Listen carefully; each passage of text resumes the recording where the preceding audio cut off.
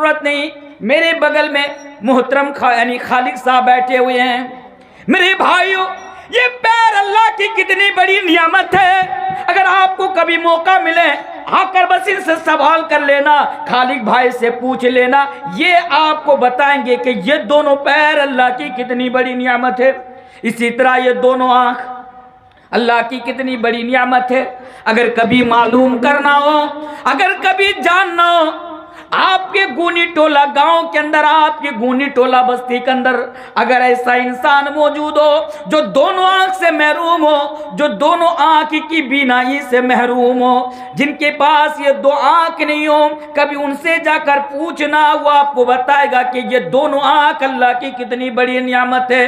हाँ मेरे भाइयों, बस मैं जानने के लिए एक मर्तबा एक अंधा इंसान से मैंने पूछा, मैंने उनसे सवाल किया कि मेरा भाई, आप तो दोनों आंख से नाबीना है, आप इन आंख के बारे में, आंख की बीनाई के बारे में आप हमें क्या बताना चाहेंगे, इनके ऊपर क्या कमेंट करना चाहेंगे। उसने जवाब दिया, मौलाना तनवीर साहब, आप हमें सवाल कर रहे हैं कि ये दोनों आंख अल्लाह की कितनी बड़ी नियामत है, तो सुनिए मैं आपको कैसे समझाऊं, लेकिन आप इस बात से समझ जाइए कि आज मेरी उम्र लगभग 40 साल, आज मैं 40 साल का हो गया। गौर से सुनिए, तब बात आगे की समझ में आएगी।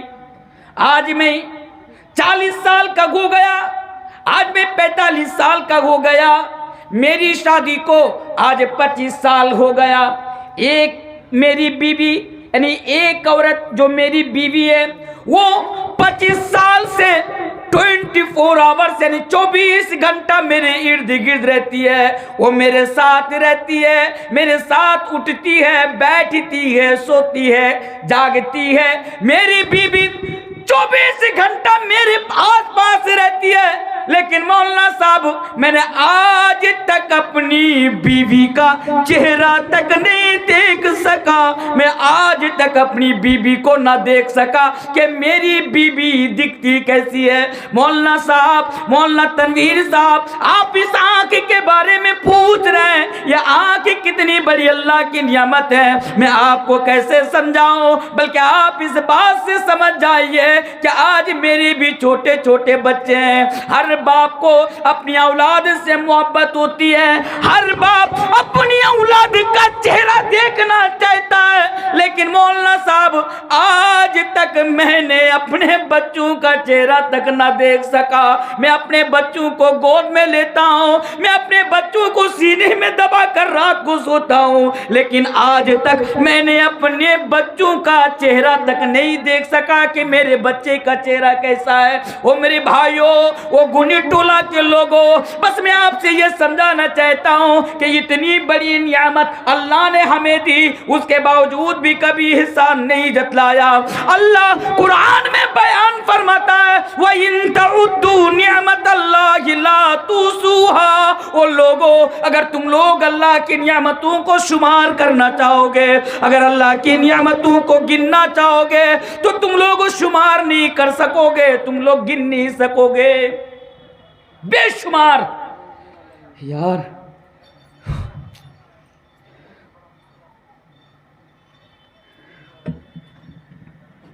आज मेरा रस निकालेगा ये मैक। आपको मालूम है, कल मेरा प्रोग्राम, जो मनव्वर साहब को जानते हैं, मनव्वर आसामी, वक्ता मनव्वर, कल उनके गांव में आसाम में मेरा प्रोग्राम है।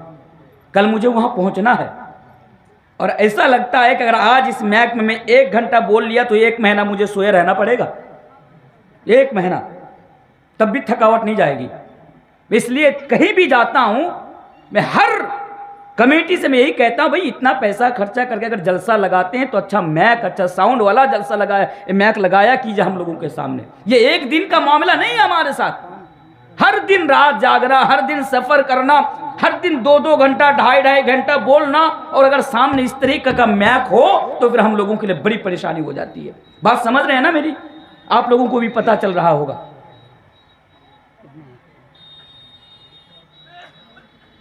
तो जो बोल रहा था कि अल्लाह की बेशुमार नियामतें हमारे ऊपर है, लेकिन अल्लाह तबारक व तआला ने कभी एहसान नहीं जतलाया। लेकिन जब नबी को अल्लाह तबारक व तआला ने भेजा तो बतौर एहसान जतलाते हुए फरमाया, लक़द मन्नल्लाहु अलल मुअमिनीना इज़ बअस फ़ीहिम रसूलन मिन अनफुसिहिम यतलू अलैहिम आयातिही व युज़क्कीहिम व युअल्लिमुहुमुल किताब वल हिकमा।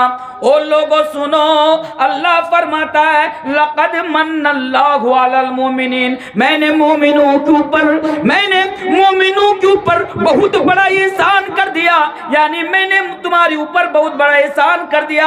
ये कौन कह रहा है? अल्लाह तबारक व तआला कह रहा है कि मैंने तुम्ही में से तुम्हारे अंदर मैंने रसूल को भेजा, यानी जनाब मोहम्मद रसूलुल्लाह सल्लल्लाहु अलैहि वसल्लम को भेजा। तो हमें यह पता चला कि नबी का आना हमारे लिए और आपके लिए बहुत बड़ी नियामत है। अब उस नबी के लिए हमारे दिल में पहली चीज, पहले नंबर पर अगर मोहब्बत हो तो अल्लाह के लिए, दूसरे नंबर पर मोहब्बत हो तो रसूल के लिए। लेकिन हाँ, मोहब्बत का दावा सब करते, लेकिन आज इंशाअल्लाह मैं साबित करके जाऊंगा आज आप लोगों के सामने कि मोहब्बत के रसूल का तकाजा क्या है। इंशाअल्लाह आज बता कर जाऊंगा आप लोगों के सामने। चलिए आगे बढ़िए, 2 हदीस में आपके सामने रखता हूं, इससे आप आइडिया लगाइए कि एक मुसलमान के दिल में नबी के लिए कितनी मोहब्बत होनी चाहिए। आप उन लोगों ने हजरत उमर फारूक का नाम सुना होगा। हजरत उमर फारूक के बारे में नाम सुने हैं? कौन है हजरत उमर फारूक? हमारी तरह और आपकी तरह गुटखा खाने वाला मुसलमान तो ना था। वो लोगों, हजरत उमर कौन थे? हजरत उमर हमारी तरह और आपकी तरह बीड़ी पीने वाला मुसलमान तो ना था। हजरत उमर कौन थे? वो उमर वो सहाबी रसूल हैं, अल्लाह के नबी के सहाबा हैं। वो उमर के जिनके बारे में नबी ने बयान फरमाया था कि मेरे बाद कोई नबी नहीं आएगा, मेरे बाद कोई रसूल नहीं आएगा। अगर अल्लाह किसी को मेरे बाद नबी बनाता या रसूल बनाता तो हजरत उमर को बनाता। मैं उस उमर की बात आपके सामने कहकर जा रहा हूँ। ओ लोगों, अल्लाह के प्यारे हबीब, सही हदीस है, अल्लाह के प्यारे नबी हजरत उमर का हाथ पकड़े हुए हैं। हजरत उमर का हाथ अल्लाह के नबी पकड़े हुए हैं। हजरत उमर अल्लाह के नबी से कह रहे हैं कि अल्लाह के नबी, मैं दुनिया के अंदर मैं आपसे सबसे ज्यादा मोहब्बत करता हूँ, यानी मेरे दिल में आपके लिए सबसे बढ़कर मोहब्बत है, लेकिन मैं अपनी जान से ज्यादा आपसे मोहब्बत नहीं करता। कौन? हजरत उमर कह रहे हैं कि मैं आपसे बेइंतहा मोहब्बत करता हूं, लेकिन मैं अपनी जान से ज्यादा आपसे मोहब्बत नहीं करता। अल्लाह के नबी ने बयान फरमाया, ऐ उमर, अगर तुम मुझे अपनी जान से ज्यादा मोहब्बत नहीं करते हो तो तुम्हारा ईमान इनकम्प्लीट है, तुम्हारा ईमान आधा अधूरा है, यानी तुम्हारा ईमान कंप्लीट नहीं हुआ है, मुकम्मल नहीं हुआ है। बस इतना सुनना था। हजरत उमर ने कहा उठा, या रसूल अल्लाह, या अल्लाह के रसूल, अब तो उमर आपको अपनी जान से भी ज्यादा मोहब्बत करता है। तब अल्लाह के नबी ने जाकर फरमाया, अल-आना या उमर, क्या ऐ उमर, अब जाकर तुम्हारा ईमान मुकम्मल हुआ है, अब जाकर तुम्हारा ईमान परिपूर्ण हुआ है। ओ लोगों, आओ और एक हदीस में आपके सामने पढ़ देता हूँ। जो हदीस मैं आपके सामने पढ़ने वाला हूँ, इस हदीस को इमाम मुस्लिम ने भी अपनी सही के अंदर लाया, इमाम बुखारी ने भी इसको अपनी सही के अंदर लाया।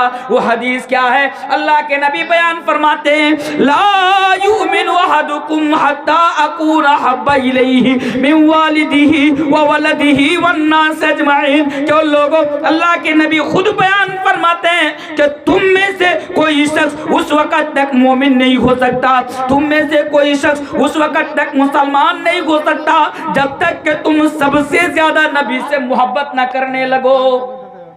तुम सबसे ज्यादा जब तक नबी से मोहब्बत ना करने लगो तुम मुसलमान नहीं हो सकते हो, तुम मोमिन नहीं हो सकते हो। चलिए आइए, मैं बात बहुत जल्दी खत्म करूंगा। वो आयत करीमा की तरफ मैं आपको लेकर आना चाहता हूं।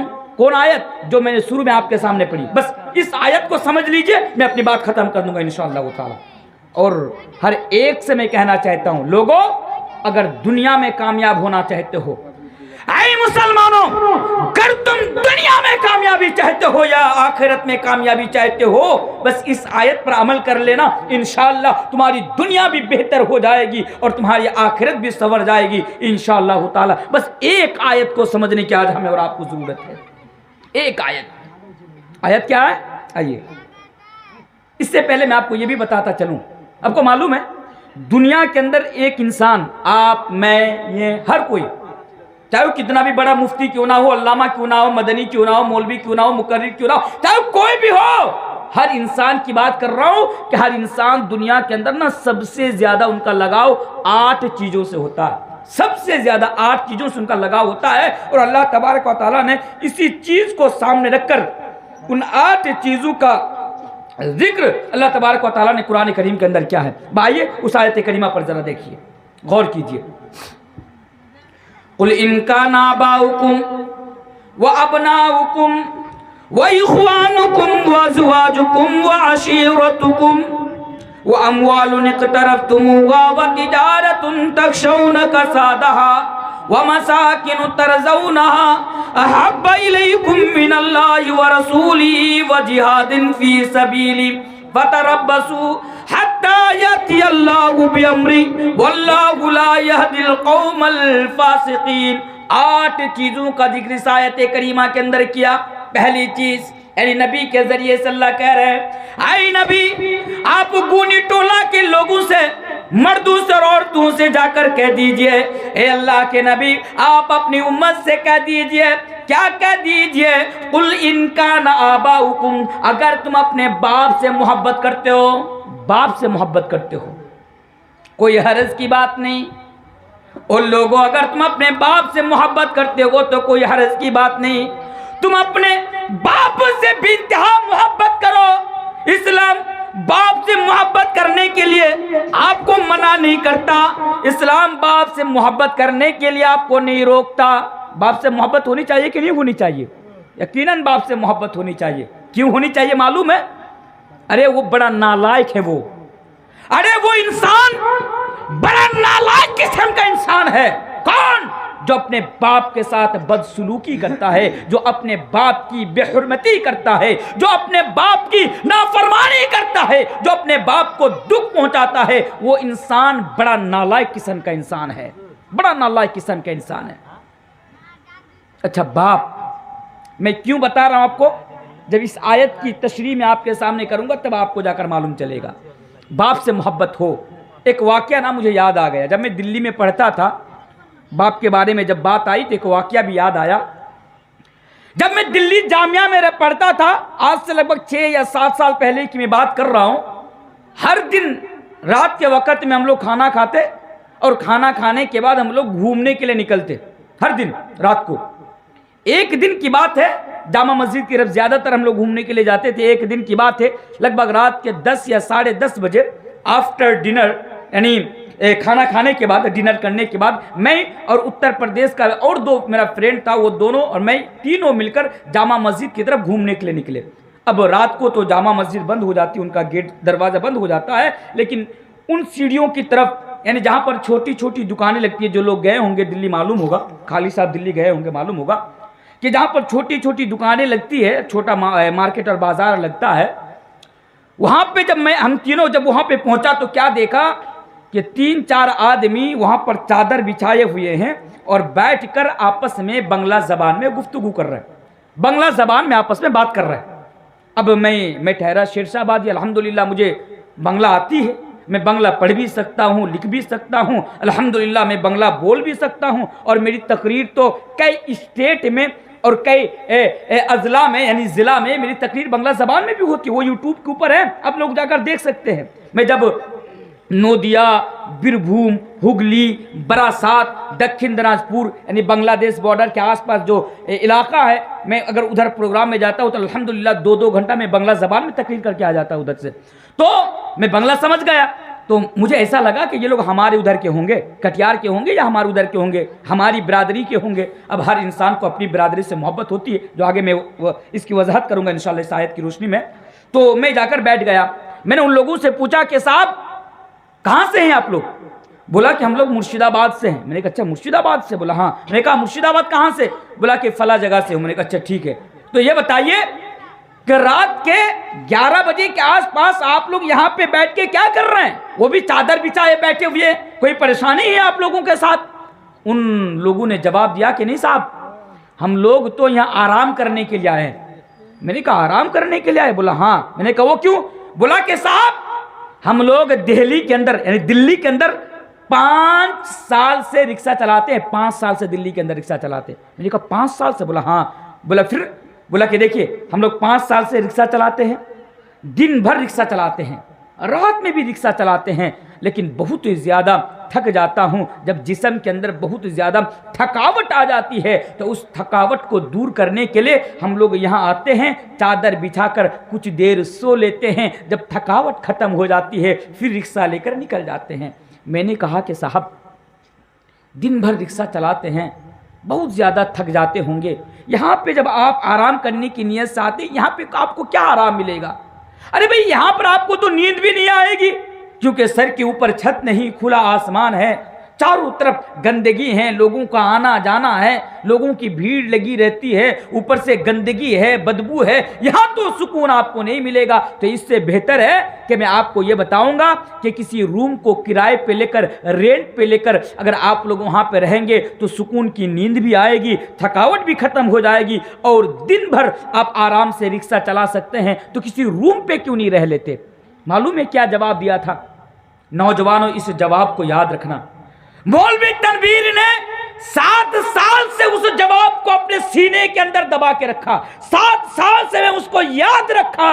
और आप भी इस जवाब को सुनकर मरते दम तक इस जवाब को याद रखना, ताकि आप कभी माँ बाप के साथ यानी खास करके बाप के साथ बदसलूकी करने से पहले एक बार नहीं 1000 बार सोचना। उनका जवाब था कि साहब हम लोगों को भी मालूम है, अगर किसी रूम को रेंट पे लेकर यानी किराए पे भाड़ा लेकर अगर हम लोग रात गुजारेंगे तो कम से कम महीने में हम लोगों को 2 से 3 हज़ार रुपया पे करना पड़ेगा। 2 से 3 हज़ार रुपया रूम का जो ओनर है, जो मालिक है, जो रूम मालिक है, उनको देना पड़ेगा। लेकिन अगर हम लोग जामा मस्जिद की सीढ़ियों के नीचे अगर चादर बिछाकर किसी तरह रात गुजार लेंगे तो हमारा महीने में 2 से 3 हज़ार रुपया सेव हो जाएगा, 2 से 3 हज़ार रुपया बच जाएगा। और इसी बचा हुआ पैसा से हम अपने बच्चे की परवरिश बेहतर से बेहतर अंदाज में कर सकते हैं। हम अपने बच्चों की परवरिश हम बेहतर से बेहतर तरीके से कर सकते हैं। इसी बचा हुआ पैसा से हम अपने बच्चों का भविष्य संवार सकते हैं, उनका फ्यूचर ब्राइट कर सकते हैं, उनका मुस्तकबिल रोशन बना सकते हैं, ताबनाक बना सकते हैं। इसलिए हम लोग ये परेशानी कर रहे हैं। मेरे भाइयों, एक बाप अपने बच्चे की खातिर दिन भर रिक्शा चलाता हो और रात जामा मस्जिद की सीढ़ियों पे सोकर गुजारता हो, इसलिए कि उसका बच्चा कामयाब हो, इसलिए कि उसका बच्चा खुश रहे। लेकिन आज वो बेटा, आज वो औलाद, आज वो पुत्र कितना बड़ा नालायक है मेरे भाई, कि आज उसी बाप के साथ बदसलूकी करता है जो बाप उसके खातिर अपना सब कुछ कुर्बान कर दिया। लेकिन हाँ, अब गौर करने की बात है कि इस आयत के जरिए से अल्लाह तबारक व तआला हमें और आपको क्या मैसेज दे रहा है। इनका नाबाउकुम, ओ लोगों, यानी आए नबी आप लोगों से कह दीजिए, अगर तुम इस बाप से मोहब्बत करते हो तो मोहब्बत करो, कोई हर्ज की बात नहीं। लेकिन याद रखो, तुम्हारे दिल में अपने बाप से भी ज्यादा अल्लाह और अल्लाह के रसूल के लिए मोहब्बत हो, बाप से भी ज्यादा, उस बाप से भी ज्यादा अगर किसी के लिए मोहब्बत हो हमारे दिल में, तो अल्लाह और अल्लाह के रसूल के लिए मोहब्बत हो। अल्लाह अकबर। उदाहरण दूं आपको, चलिए सहाबा किराम की जिंदगी उठाकर पढ़िए। आप लोगों ने सुना होगा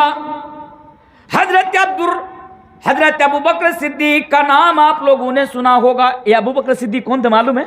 गारे यार, अबू बकर सिद्दीक कौन थे मालूम है? अल्लाह के प्यारे रसूल जनाब मोहम्मद रसूलुल्लाह सल्लल्लाहु अलैहि वसल्लम के ससुर भी थे हजरत अबू बकर सिद्दीक, जिससे इस्लाम को बड़ा फायदा पहुंचा। एक मर्तबा यानी गज़वा बदर के मौके पर हजरत अबू बकर सिद्दीक मुसलमानों की तरफ से जंग लड़ रहे हैं, मुसलमानों की तरफ से लड़ रहे हैं। हजरत अबू बकर सिद्दीक का बेटा अब्दुर्रहमान वो मुशरिकीन मक्का की तरफ से जंग लड़ रहा है, बेटा बाप मुसलमानों की तरफ से लड़ रहा है, बेटा मुशरिकीन की तरफ से यानी मक्का के काफिरों की तरफ से बेटा जंग लड़ रहा है। अब आपको मालूम है उसके बाद जब जंग खत्म हो जाती है, जब लड़ाई खत्म हो जाती है, उसके बाद हजरत अब्दुर्रहमान जो अबू बकर सिद्दीक का बेटा है मेरे भाई, वो इस्लाम कबूल कर लेते हैं। चलिए इस वाकया को सुनाने से पहले ये आपको सुना देता हूं, तब आपको पता चलेगा। कुल इनका नाबाउकुम, अगर तुम अपने बाप से मोहब्बत करते हो मोहब्बत करो, लेकिन अल्लाह और अल्लाह के रसूल से ज्यादा मोहब्बत ना करो। ओ लोगों, अब्दुल्ला बिन उबई का नाम आपने सुना होगा। ये अब्दुल्ला बिन उबई कौन है? अब्दुल्ला बिन उबई ये मुनाफिकों का सरदार है। अब्दुल्ला बिन उबई ये मुनाफिकों का सरदार है और बेटा अब्दुल्ला वो मुसलमान है। बाप मुनाफिक है, बेटा मुसलमान है। गज़वा उहद के मौके पर बाप यानी अब्दुल्ला